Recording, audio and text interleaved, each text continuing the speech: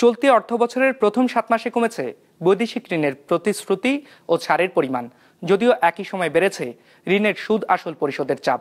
বিশ্লেষকদের মতে দেশের রাজনীতিতে স্থিতিশীলতা না থাকায় স্থবিরতা দেখা দিয়েছে উন্নয়ন কর্মকাণ্ডে, যার প্রভাবে কমেছে বৈদেশিক ঋণের প্রতিশ্রুতি ও ছাড়ের পরিমাণ। 250-টিরও বেশি ডিজাইন অপশন নিয়ে ওয়ালটন স্মার্ট ফ্রিজ, বোঝে আপনার প্রয়োজন।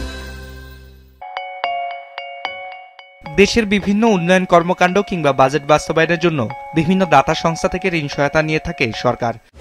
হিসেব বলছে চলতি অর্থবছরের প্রথম 7 মাসে উন্নয়ন সহযোগীদের কাছ থেকে ঋণের প্রতিশ্রুতি এসেছে $235 কোটি, যা আগের অর্থবছরের একই সময় ছিল $717 কোটি। সে হিসেবে বছরের ব্যবধানে প্রতিশ্রুতি কমেছে 67%। একই সময়ে তারা ছাড় করেছে $394 কোটি। 2023-24-এর একই সময়ে যা ছিল $439 কোটি। সে হিসেবে আগের অর্থবছরের একই সময়ের তুলনায় অর্থ ছাড় কমেছে প্রায় 10.5% মতো। এখন এমন একটা সময়, যে সময়টা খুব আনসার্টিন সময়, তাই না? অর্থাৎ এই সময়ের নিশ্চয়তা কম, কতদিন থাকবে, আবার পরবর্তীতে কারা আসবে, তাদের নীতি কি হবে, তারা কি ধরনের নীতি প্রতিপালন করবে, এই ধরনের জিনিসগুলো।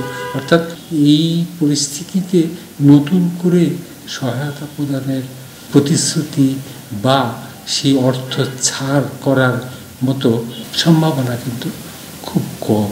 অবস্থার জন্য পলিটিক্যাল চেঞ্জ ওভারটা একটা বড়, আবার এটা একটা ব্যাপক চেঞ্জ ওভার। এই জন্য বিদেশি ডোনারও আস্থা নিতে পারতেছে না। সবসময় এই ধরনের একটা চেঞ্জ ওভার হলে তো আসলে আপনার ফরেন এইডের উপরে একটু ডিসরাপশন হয়। আমার মনে হয় সেরকম একটা ন্যাচারাল কারণ আর কি এটা। অর্থবছরের জুলাই থেকে জানুয়ারি পর্যন্ত নতুন ঋণের প্রতিশ্রুতি আর অর্থ ছাড় কমলেও বেড়েছে ঋণের সুদ আসল পরিশোধের চাপ। টিআরডি তথ্যমতে অর্থবছরের প্রথম 7 মাসে বাংলাদেশ $241 কোটি ঋণ পরিশোধ করেছে। এর আগের অর্থবছরে যা ছিল $185 কোটি।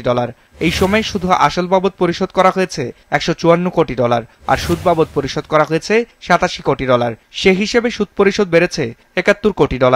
আগে যেটা ঋণ নিয়েছি এটা অবশ্যই আমাদেরকে পরিশোধ করতে হবে, এবং এটা তো আমাদের জানার কথা যে বিগত বছরগুলোতে আমরা বিভিন্ন মেগা প্রকল্প বা অন্যান্য প্রকল্পে আমরা প্রচুর অর্থ, বৈদেশিক অর্থ সহায়তা গ্রহণ করেছি, এবং এর অনেকগুলো কিন্তু এখন আমরা ম্যাচিওর করতেছি। অর্থাৎ আমাদেরকে সুদ এবং মূলধন যেটা আমরা ঋণ নিয়েছি এটা পরিশোধের সময়গুলো শুরু হয়ে গেছে, এবং আগামী 2-3 বছরের মধ্যে এই পরিমাণটা আরো বাড়তে থাকবে।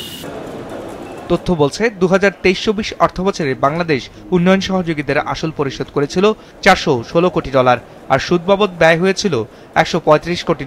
একই সময়ে ঋণের প্রতিশ্রুতি এসেছিল $1000 কোটি এরও বেশি। বিজনেস রিপোর্ট, মাছরাঙা টেলিভিশন।